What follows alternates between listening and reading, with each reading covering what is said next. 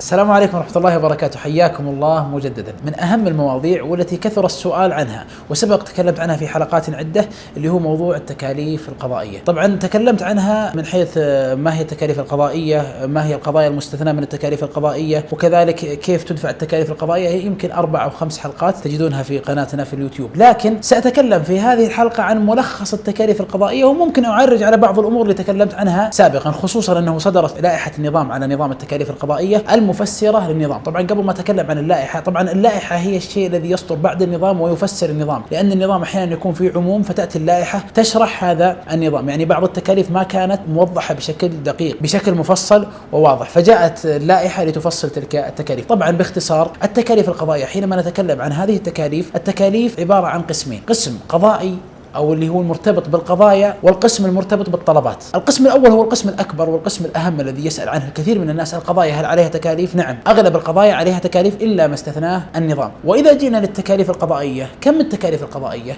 التكاليف القضائية لما نتكلم فيها نقول القضايا على قسمين: قسم مرتبط بمطالبة مالية برقم مالي، يعني مثلا طالب 100,000 200,000 300,000 400,000 مليون مليونين 3 ملايين، هذا القسم التكاليف فيه بالنسبة من 100,000 ونازل هذه تكاليفها 5%، ثم من 100,000 إلى 500,000 التكاليف تكون 4%، ثم من 500,000 إلى المليون التكاليف 3%، ثم من المليون وأكثر التكاليف 2%، حتى تصل إلى الرقم الذي تطالب به فتضرب ب2% فتخرج التكاليف القضائية. طبعا الحد الأعلى 1,000,000 ريال. هذه هي التكاليف القضائية في القضايا التي بمبلغ مالي. القسم الثاني من أنواع القضايا التي ليس لها مبلغ مالي، يعني مثل دعوى إخلاء، دعوى في المحكمة الجزائية. هذه الدعاوى ليست مطالبة برقم مالي، يعني مطالبة بطلب. مثال آخر: إثبات الشراكة، تعيين الحارس القضائي.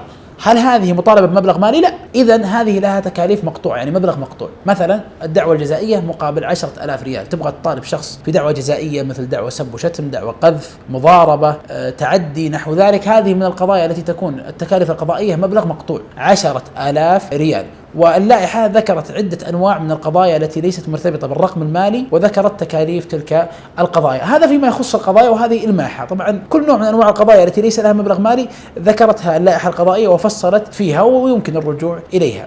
طيب، القسم الثاني قسم الطلبات. وش قسم الطلبات؟ الآن لما نجي إلى التقاضي، عندنا إقامة دعوة، إقامة قضية، اللي هو القسم اللي تكلمنا عنه، قضية جديدة. أما القسم الآخر اللي هو الطلبات، هي الطلبات التي تكون في أثناء القضية أو بعد انتهاء القضية. مثل إيش؟ مثل طلب تصحيح الحكم، أو أضرب مثال أوضح بطلب سائد ومعروف: طلب الالتماس. طلب الالتماس بعد ما يكتسب الحكم القطعية، هل عليه تكاليف؟ نعم. طلب الالتماس 10,000 ريال. طلب النقض 7,000 ريال. يعني لما تريد أن تقدم طلب نقض اعرف أن التكاليف القضائية 7,000 ريال على طلب النقض. طيب، تقديم الاعتراض أو الاعتراض على الحكم مقابل 5,000 ريال. يعني أي شخص يبغى يعترض على الحكم يحسب حسابه أن عليك تكاليف قضائية قدرها 5,000 ريال. ثم هناك كذلك طلبات أخرى، لكن أنا ذكرت أبرز الطلبات، مثل طلب تصحيح الحكم، طلب الإدخال والتدخل، إلى غير ذلك من الطلبات الأخرى. كل طلب عليه تكاليف قضائية، حتى طلب الاطلاع على الأوراق ونحو ذلك من الطلبات عليها تكاليف قضائية. إذن عندنا القضايا، ذكرنا